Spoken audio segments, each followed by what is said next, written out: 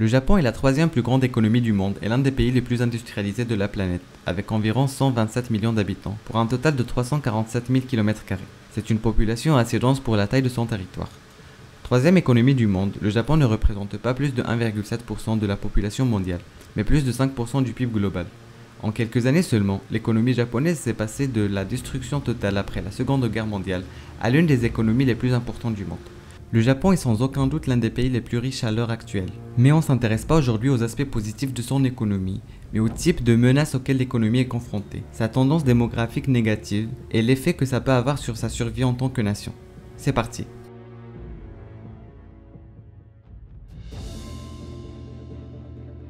En Amérique latine, les taux de fécondité ont augmenté de manière exponentielle dans de nombreux pays. Au fil des années, ces pays ont vu leur population augmenter considérablement. La Colombie atteindra bientôt les 50 millions, et le Mexique s'est récemment positionné parmi les 10 pays les plus peuplés du monde, dépassant le Japon. Mais à long terme, le taux d'enfants par femme diminue progressivement dans la plupart des pays. Il n'est pas surprenant que la croissance démographique soit l'un des facteurs clés de la croissance économique. La raison est simple, plus de personnes rejoindront le marché du travail, plus de main-d'œuvre, et donc plus de croissance économique. Cependant, ce n'est pas toujours le cas, comme c'est le cas de la plupart des pays en développement. Prenons l'exemple de l'Inde, qui dépassera bientôt la Chine en tant que nation la plus peuplée du monde. Chaque année, l'Inde gagne 18 000 habitants et depuis le début de cette vidéo, plus de 180 personnes sont nées en Inde. Au Japon, c'est l'inverse. La forte industrialisation du pays et son niveau de développement ont fait chuter les taux de fécondité à un niveau record. Le problème n'est pas seulement la baisse des taux de naissance, mais aussi un changement des coutumes sociales de la société japonaise qui a déclenché une bombe démographique qui ne sera pas résolue et qui pourrait éventuellement éteindre la population japonaise dans quelques centaines d'années. Depuis le début de cette vidéo, plus de 200 personnes sont nées en Inde et plus de 3 personnes sont décédées au Japon alors que personne n'est né.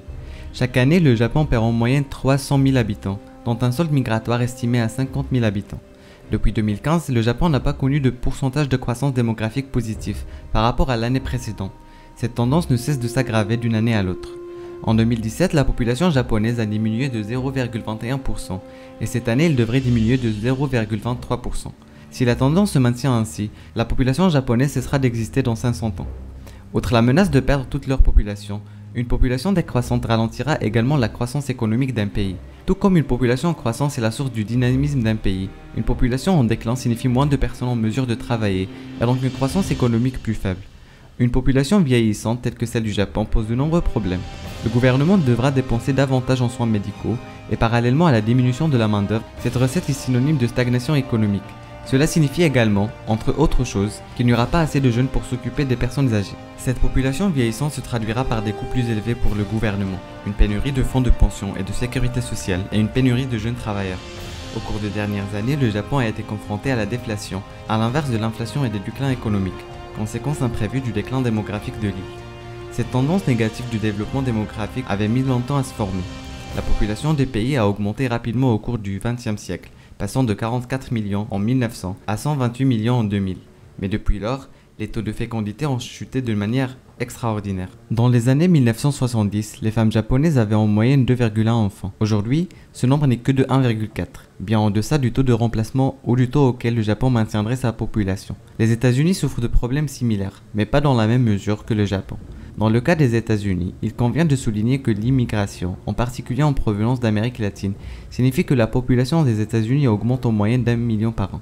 Au Japon, sur 60 millions de personnes, il y a 67 824 dont l'âge est supérieur à 100 ans, le taux de centenaire le plus élevé de tous les pays, et plus d'un quart de la population japonaise a plus de 65 ans.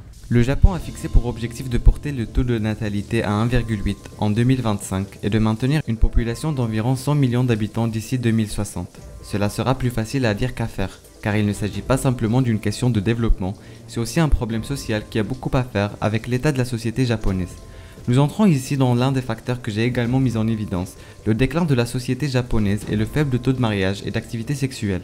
Le nombre de célibataires au Japon est à un niveau record. Une enquête menée en 2011 a révélé que 61% des hommes et 49% des femmes célibataires n'avaient aucune relation amoureuse, ce qui représente une augmentation de près de 10% par rapport aux 5 années précédentes. Une autre étude a révélé que le tiers des personnes de moins de 30 ans n'avaient jamais même fréquenté une personne. Bien qu'au Japon il existe une séparation pragmatique entre l'amour et le sexe, un pays pratiquement exempt d'une morale religieuse. Une enquête menée cette année par l'Association japonaise de planification familiale a révélé que 45% des femmes âgées de 16 ans à 24 ans n'étaient pas intéressées par les relations amoureuses. Plus du quart des hommes ressentaient la même chose. Le mariage est devenu de moins en moins souhaitable dans la société japonaise. Les hommes japonais sont moins motivés à se marier depuis que la sécurité de l'emploi à vie a diminué et que les femmes japonaises sont devenues plus indépendantes et plus ambitieuses qu'auparavant.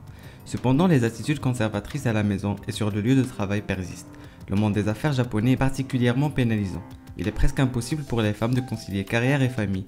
Les enfants sont inabordables à moins que les deux parents travaillent. L'angoisse sociale, la dépression, la concurrence, le travail acharné et d'autres aspects sociaux ont fait du Japon et de ses jeunes un piège démographique, s'isolant davantage dans leurs emplois, leurs entreprises et leurs bureaux. Les gens n'ont plus autant de temps pour socialiser et créer des relations, et par conséquent moins de gens se marient et ont des enfants. C'est un cycle répétitif et vicieux. Le problème réside également dans la façon dont la société japonaise voit les femmes. En règle générale, plus de 70% des femmes japonaises quittent leur travail après leur premier enfant. C'est la réalité puisque le gouvernement japonais fait pression sur les familles pour qu'elles mettent au monde de nouveaux enfants japonais. Dès le premier enfant, une grande majorité des femmes ont beaucoup de difficultés à s'intégrer au monde du travail. Des millions de femmes japonaises préfèrent obtenir leur propre indépendance économique, garantir leur avenir et ne pas se préoccuper de trouver un petit ami ou un mari. Le Forum économique mondial classe systématiquement le Japon comme l'un des pires pays au monde en matière d'égalité des sexes au travail. Le Premier ministre Shinzo Abe a récemment annoncé des plans attendus depuis longtemps pour accroître la participation des femmes à l'économie en améliorant ses conditions de travail et les services de garde. Les conditions sociales actuelles au Japon condamnent leur propre peuple à l'extinction. Partout dans le monde, les taux de natalité diminuent et s'adaptent au niveau de développement de chaque pays, tandis que l'Europe, le Japon et la Corée voient leur population vieillir et diminuer. Les autres pays connaissent une augmentation spectaculaire de leur population, comme c'est le cas de l'Inde ou encore le continent africain qui doublera sa population d'ici 250, jusqu'à 2 milliards d'habitants. La croissance de la population a lieu dans des pays qui n'en ont pas besoin, et la diminution de la population concerne les pays consommateurs qui ont besoin de plus de migrants. Les États-Unis en sont un bon exemple, avec un taux de natalité au plus bas ces dernières années. 1 million de personnes rejoignent chaque année la population américaine, ce qui entraîne inévitablement la croissance de l'économie américaine. J'espère que vous avez aimé la vidéo, n'hésitez pas de partager votre opinion en commentaire. Pensez-vous que le Japon devrait adopter une sorte de politique gouvernementale pour résoudre cette crise de la fécondité, ou quelle serait selon vous une solution efficace mais pratique pour le reste des pays développés? À la prochaine.